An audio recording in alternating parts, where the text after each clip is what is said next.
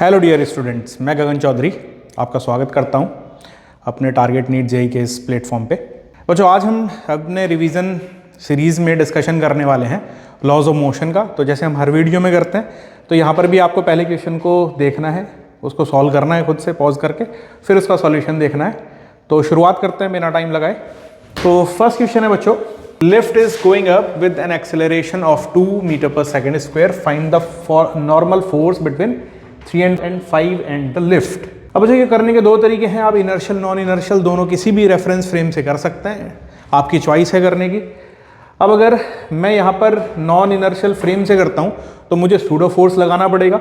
तो बच्चों, करने का तरीका क्या होता है कि नॉन इनर्शियल फ्रेम में जैसे ये 2 किलोग्राम के ब्लॉक पे नॉर्मल मैं निकालना चाहता हूँ, तो यहाँ पर नॉर्मल रिएक्शन, ठीक है, इधर इसका वेट, ये दोनों एक्ट करेंगे और साथ में इसमें हमें सूडो फोर्स भी दिखानी होगी। ठीक है, एक इसका वेट हो गया, नॉर्मल रिएक्शन हो गया। नॉर्मल रिएक्शन को मैं ले लेता हूँ इसमें N1, ठीक है, वेट इसका दैट इज 30 न्यूटन और MA मास 3, एक्सेलरेशन 2 है, तो सूडो फोर्स हम MA लिखते हैं। तो MA कितना हो जाएगा यहाँ से 6 न्यूटन। तो normal reaction, non inertial means एक पर्सन इसके अंदर बैठ के देख रहा है, तो इट अपीयर रेस्ट। तो यहाँ से हम कह सकते हैं N1 is equals to upward direction में N1 फोर्स, डाउनवर्ड डायरेक्शन में N6, तो 30 + 6 दैट इज 36 न्यूटन। ये हो गया दोनों ब्लॉक्स के बीच नॉर्मल रिएक्शन, राइट। अब अगर मैं 5 किलोग्राम और लिफ्ट के बीच में निकालना चाहता हूँ तो मैं इस पूरे को as a one system consider कर लेता हूँ। नॉन इनर्शियल से ही मैं सॉल्व करूँगा। तो लिफ्ट के फ्लोर और इस कंपोजिट सिस्टम पे मैंने मान लिया कि नॉर्मल रिएक्शन N2 एक्ट कर रहा है। दोनों को मैंने एक मान लिया कि जो इसको नॉर्मल रिएक्शन प्रोवाइड कर रहा है, राइट। तो यहाँ पर इसका वेट हो जाएगा 538, मास है 80 न्यूटन, साथ में सूडो फोर्स 8 × 2 दैट इज 16। तो normal reaction N2 will come +16 that is 96 Newton. तो ये 36 एंड 96, ठीक है। तो नॉन इनर्शियल से हमने कर लिया, ज़्यादा इजी था। चलो नेक्स्ट क्वेश्चन पे आते हैं बच्चों। नेक्स्ट क्वेश्चन है, shown to the right 2 blocks with masses small m and capital M, जिसमें कैपिटल M ज़्यादा है, स्मॉल m कम है। The surface on which block lie is horizontal and frictionless. Let R1 be the force that M exert on capital M in case first and R second.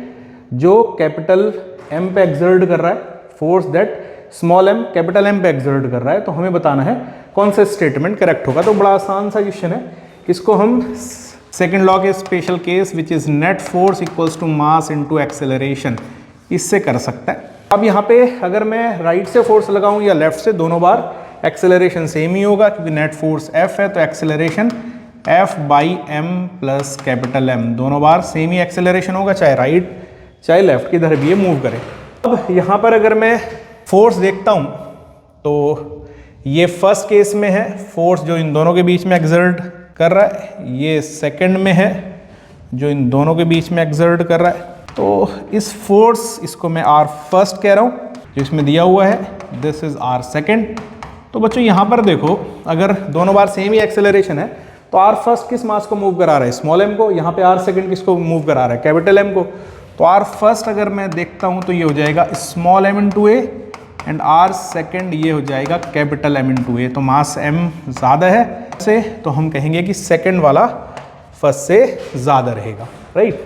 Frictionless surface के लिए है, अगर friction होता तो यहाँ पे एक फोर्स एक्स्ट्रा, वो भी हमें देखना पड़ता वाइल कैलकुलेटिंग एक्सेलरेशन। और जब हम इसमें ये R फर्स्ट R सेकंड निकाल रहे होते तो फ्रिक्शनलेस पे बड़ा आसान हो जाता है। नेक्स्ट क्वेश्चन, ये भी एक अच्छा सवाल है, कई बार रिपीट होता है। देखो, जो भी मैं यहाँ पे डिस्कशन कराऊंगा most of them are PYQ, सारे के सारे नहीं है, क्योंकि PYQ के साथ हमने कुछ ऐसे क्वेश्चन जो हमें इंपॉर्टेंट लगते हैं जेईई के लिए, उन क्वेश्चंस का हम यहाँ पे डिस्कशन करते हैं। तो बच्चों, इससे आपका क्या हो जाएगा, एक रिवीजन होगा। आपको कोशिश करनी है कि इस 10 क्वेश्चंस को 10 मिनट या 15 मिनट में आप कर सकते हैं, जो बहुत ईजी हैं, आपने पहले कर रखे हैं या आपको आते हैं, यू कैन स्किप देम। कुछ नए क्वेश्चन है तो इससे आपका एक थोरोली रिवीजन आपका हो जाया करेगा। चलो अब इस क्वेश्चन पे आते हैं बच्चों। ये एक फ्रिक्शनलेस सरफेस पे एक वेज मूव कर रही है और इस पे एक ब्लॉक है और वेज के रेस्पेक्ट में ये ब्लॉक रेस्ट पे रहता है। तो हमें बताना है कि इसका एक्सेलरेशन क्या होना चाहिए कि ये स्टेशनरी अपीयर हो। इन क्वेश्चंस को करने का ही तरीका है नॉन इनर्शियल फ्रेम, ये सबसे आसान तरीका होता है करने का। तो बच्चों यहाँ पर अगर मैं केवल इस ब्लॉक की बात करूँ जो कि स्टेशनरी नज़र आना चाहिए, इस ब्लॉक की मोशन नज़र नहीं आनी चाहिए। जब मैं इस वेज से देखता हूँ, एक्सेलरेटिंग फ्रेम से देखता हूँ, तो इनको सॉल्व करने के लिए सबसे पहला काम होता है टू अप्लाई सूडो फोर्स। ये सूडो फोर्स हो जाता है मास into acceleration, mass of this block, acceleration of the frame of reference. Further forces apply कर देते हैं, इसका वेट लगेगा और नॉर्मल रिएक्शन लगेगा। अब ये स्टेशनरी है इसके रेस्पेक्ट में, तो net force should be zero. अब यहाँ पे हमने इसके कंपोनेंट्स को रिजॉल्व करा है, alpha, so is it alpha minus alpha, यहाँ से अल्फ़ा आ जाएगा। अब मैं यहाँ पे फोर्सेस दिखा देता हूँ, N g m a. Components जो आ जाएंगे आपके, ये कंपोनेंट्स आ जाएंगे N cos alpha and N sine alpha, ठीक। एन कॉस अल्फ़ा की वैल्यू होगी एम जी, एन साइन अल्फ़ा की वैल्यू होगी एम ए। से आप एन निकाल सकते हैं, जो कई बार क्वेश्चन में पूछा जा सकता है, force exerted by the block on the ways, या फिर एक्सेलरेशन निकाल सकते हैं।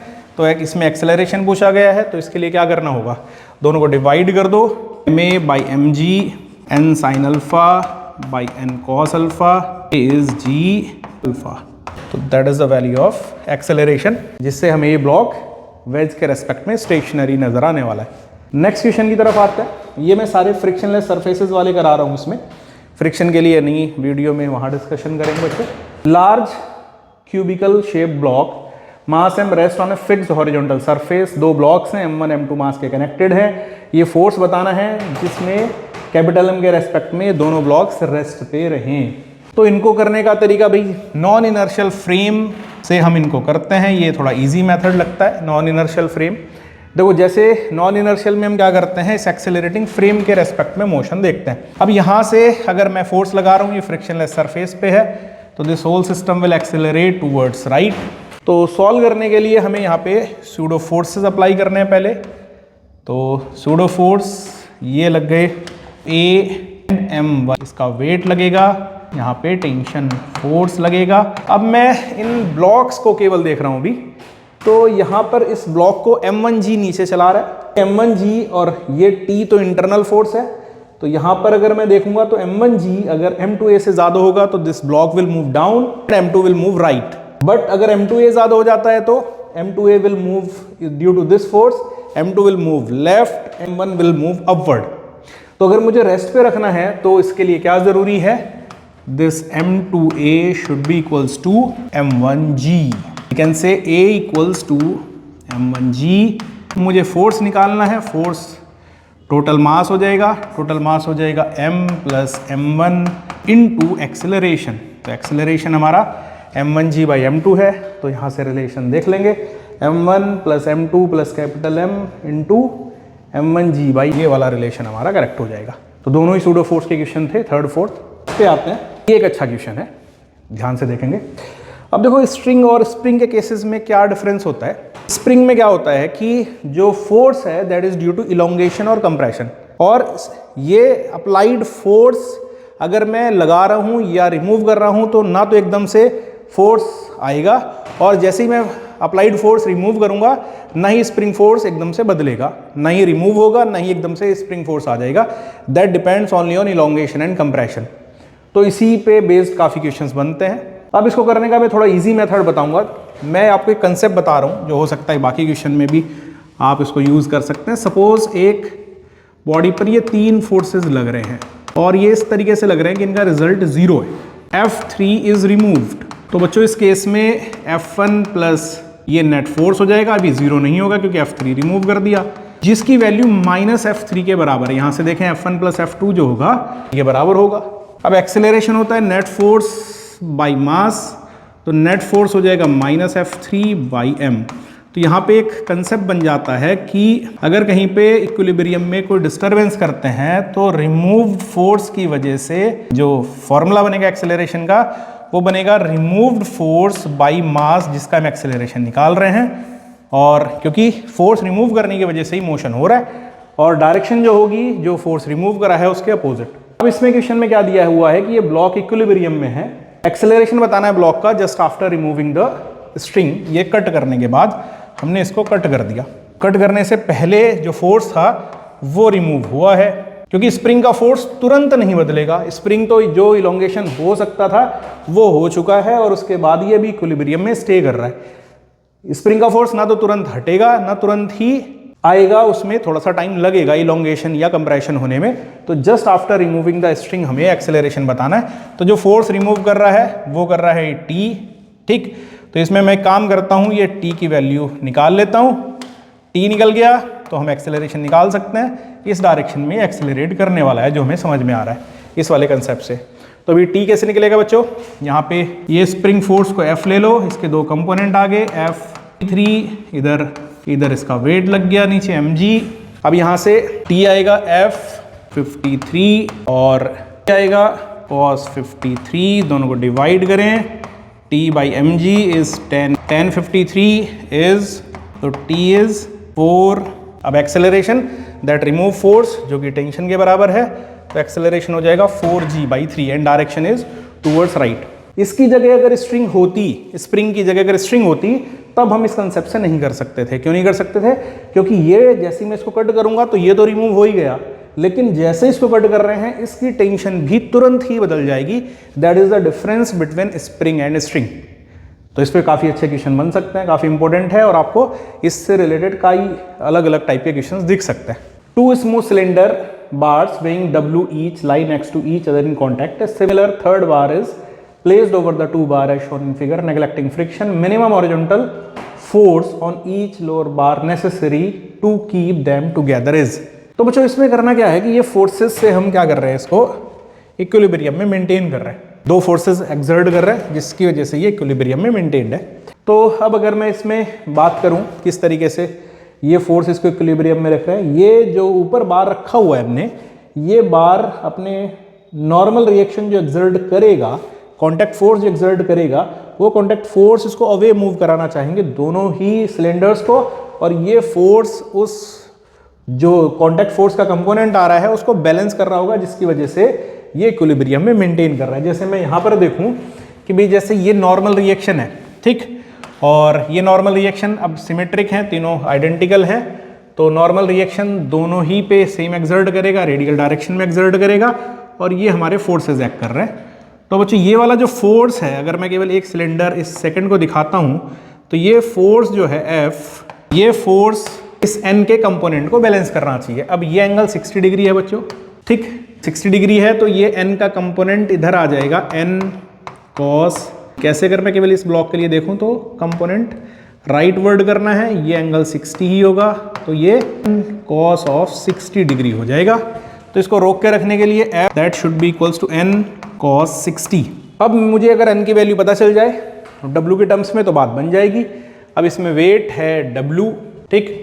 अब मुझे क्या करना है कि ये जो नॉर्मल रिएक्शन है दोनों पे आइडेंटिकल लग रहा है, तो इनके बीच एंगल 60 डिग्री होगा, इक्विलेटरल ट्रायंगल है, तो इनका कंपोनेंट अगर मैं लेता हूं तो अपवर्ड डायरेक्शन में जो आएगा नॉर्मल का, ये ऊपर वाले के वेट को बैलेंस कर रहा होगा, तो ये हो जाएगा एंगल 60 है तो N। अब देखो ये मैंने क्या कर दिया कि दो आइडेंटिकल वेक्टर्स हैं, बीच में एंगल 60 है, तो फॉर्मूला होता है 2a cos θ/2। अगर हम दो सेम मैग्नीट्यूड के वेक्टर्स का रिजल्टेंट निकालते हैं, तो यहाँ पे N और N दो फोर्स है, एंगल 60 है, तो 2n cos θ/2, तो 2n cos 30, तो ये हो जाएगा √3n, तो n √3 that should be equals to weight W, n यहाँ से आ जाएगा W/√3, ये वैल्यू मैं यहाँ रख देता हूँ, तो F विल कम W/√3 और cos 61/2 is W/2√3, that will be the value of force F। तो इस फोर्स से ये इक्विलिब्रियम में मेंटेन हो सकता है। तो इस तरीके से हम इस क्वेश्चन को कर सकते हैं। चलो बच्चों नेक्स्ट क्वेश्चन की तरफ चलते हैं। Initial mass of rocket is 1000. Calculate at what rate the fuel should be burned so that the rocket is given an acceleration of 20 meter per second square. The gases come out at a relative speed of 500 meter per second with respect to the rocket. अब देखो ये variable mass system है, तो variable mass system में जो force लगता है वो लगेगा v/dt। ये रॉकेट है और इसमें अगर ये v वेलोसिटी से गैस एग्जॉस्ट हो रही है, तो इस पर एक अप थ्रस्ट एक्ट करेगा इसके गैस एग्जॉस्ट होने की वजह से, जिसकी वैल्यू v/dt होगी। अब हमें निकालना क्या है कि किस रेट से फ्यूल बर्न हो कि इसका एक्सेलरेशन 20 मीटर पर सेकंड स्क्वायर आए। तो बच्चों इसमें जैसे ऊपर की तरफ थ्रस्ट लग रहा है, एक वेट भी लगेगा इसका डाउनवर्ड डायरेक्शन में। तो अगर मैं एक्सेलरेशन की बात करूं तो net force is mass into acceleration, तो अब थ्रस्ट हो जाएगा v dm by D T A. यहाँ से अगर मैं v dm by D T की बात करता हूँ तो आएगा m p प्लस ए। अब यहाँ वैल्यूज रख देते हैं। v कितना दिया हुआ है 500, हमें dm by D T calculate करना है, मास इसका है 1000 और g is 10, acceleration which is 20। 2 time चला जाएगा, dm by D T will come यहाँ से 30 इंटू 2 60 पर सेकेंड। तो ईजी क्वेश्चन है, बस हमें कंसेप्ट पता होना चाहिए रॉकेट प्रोपल्शन का। नेक्स्ट क्वेश्चन की तरफ आते हैं। नेक्स्ट में दिया हुआ block of metal weighing 2 kilogram is resting on a frictionless plane. ठीक है, it is struck by a jet releasing water at a rate of 1 kilogram per second and at a speed of 10, then the initial acceleration of block. अब देखो इसमें acceleration के लिए मुझे बताना होगा कि ये कितना फोर्स एक्सर्ट कर रहा है। पे हम जेट से वाटर कर रहे हैं, ये जेट इस पर कितना फोर्स एक्सर्ट कर रहा है, मास दिया हुआ है, we can calculate acceleration. Force exerting calculate करने का तरीका है, हमें दिया हुआ है कि किस वेलोसिटी से ये हिट कर रहा है। तो वेलोसिटी दे रखी है 10 मीटर पर सेकेंड और 1 किलोग्राम पर सेकेंड वाटर इस पर हिट कर रहा है। तो फोर्स का फॉर्मूला होता है delta P by delta T, ये हो जाएगा delta M B by delta T. अब delta M by delta T दे रखा है मास per unit time which is 1 और किस वेलोसिटी से 10 से, तो 10 न्यूटन का फोर्स एक्सर्ट कर रहा है। अब एक्सेलरेशन के लिए फोर्स बाई मास 10 है और मास जो दे रखा है 2, तो 5 metre per second square. Previous year question है बच्चों, इंटीजर टाइप है, तो हमने इसमें एक्सेलरेशन की वैल्यू कैलकुलेट करी। नेक्स्ट क्वेश्चन की तरफ चलते हैं। Consider the situation as shown in the figure. एक बॉय है जो एक स्ट्रिंग को होल्ड कर रहा है, हमें बताना है contact force between boy and the box. तो इजी क्वेश्चन है, लेकिन कई बार हम इसमें फ्री बॉडी डायग्राम बनाते हुए कंफ्यूज हो जाते हैं और अपनी कैलकुलेशन को और ज़्यादा मुश्किल बना लेते हैं। तो बच्चों देखो यहाँ पे मैं इजी तरीके से समझाऊंगा। इसमें डाउनवर्ड टोटल फोर्स की, मैं अभी अंदर के फोर्सेस की बात नहीं कर रहा, मैं केवल डाउनवर्ड और अपवर्ड फोर्स की बात कर रहा हूँ। तो बच्चों यहाँ पर टेंशन T ले ली मैंने और यहाँ पे total M plus m g force हो जाएगा। अपवर्ड और डाउनवर्ड फोर्स बैलेंस कर रहे हैं, तो T should be equals to what, M plus M into G. अब यहाँ पर ये T the whole system is in equilibrium, तो बच्चों यहाँ पर जो फोर्स होगा ये T/2 फोर्स होगा। अब T/2 is equals to F। String में जो टेंशन है इस पर्सन के डाउनवर्ड डायरेक्शन में इसको फोर्स लगाने की वजह से टेंशन आ रही है, तो T/2 की वैल्यू हो जाएगी F। तो यहाँ पे हम F की वैल्यू निकाल सकते हैं M प्लस एम बाई 2। हमें क्या निकालना है, हमें निकालना है कि the contact force between boy and the box. अब मैं अगर बॉय के लिए फ्री बॉडी डायग्राम बनाता हूँ तो इस पे डाउनवर्ड डायरेक्शन में वेट लगेगा, ये कॉन्टैक्ट फोर्स हो गया N, और जितना ये स्ट्रिंग पे फोर्स लगा रहा है डाउनवर्ड डायरेक्शन में, स्ट्रिंग भी इस पे अपवर्ड डायरेक्शन में सेम फोर्स F एक्सर्ट करेगी, जो मैं कैलकुलेट कर चुका हूँ। तो हमें n निकालना है, तो n plus F m g है, n आ जाएगा m g minus F g minus m by 2। तो इसको सॉल्व करते हैं, तो सॉल्व करने के बाद वैल्यू आ जाएगी m माइनस एम जी। ये हो जाएगा force exerted by the box, contact force on the boy. तो बच्चों इस तरीके से मैंने क्वेश्चंस डिस्कस करे। इसी तरीके से हम हर चैप्टर के क्वेश्चंस डिस्कस करेंगे। तो एक क्विक रिवीजन के लिए आपके लिए बहुत अच्छा है।